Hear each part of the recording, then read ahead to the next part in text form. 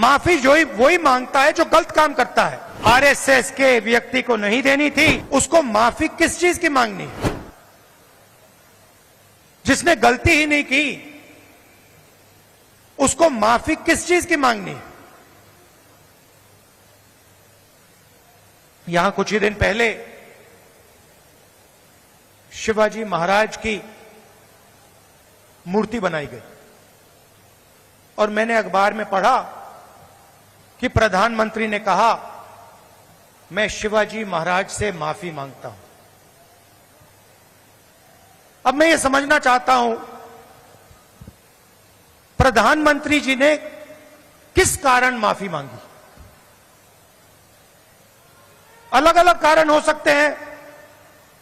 पहला कारण हो सकता है कि ये जो मूर्ति थी इसका कॉन्ट्रैक्ट आरएसएस के एक व्यक्ति को दी गई।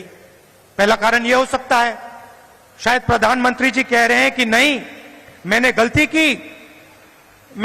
की, मुझे ये कॉन्ट्रैक्ट आरएसएस के व्यक्ति को नहीं देनी थी, ये मुझे कॉन्ट्रैक्ट मेरिट पे देना था। शायद वो गलती हो सकती है। दूसरी गलती हो सकती है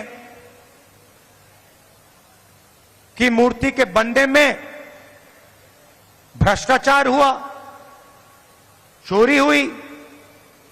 शायद प्रधानमंत्री इसके लिए माफी मांग रहे हैं कि मैंने जिसको कॉन्ट्रैक्ट दिलवाया उसने भ्रष्टाचार किया,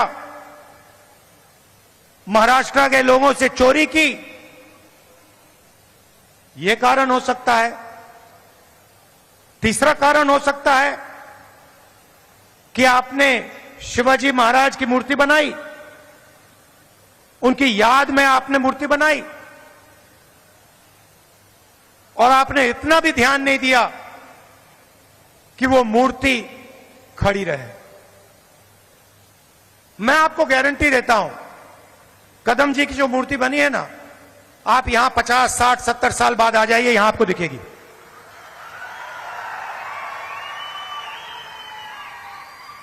और शायद सबसे बड़े महापुरुष शिवाजी महाराज जी की मूर्ति बनती है और कुछ ही दिनों में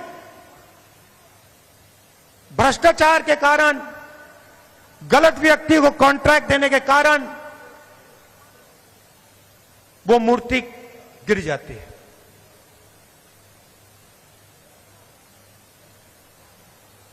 शिवाजी महाराज का अपमान किया है और प्रधानमंत्री को सिर्फ शिवाजी महाराज से माफी नहीं मांगनी चाहिए। अगर माफी मांग रहे हैं तो महाराष्ट्र के हर व्यक्ति से माफी मांगनी चाहिए और प्रधानमंत्री जी को यह भी समझाना चाहिए कि आप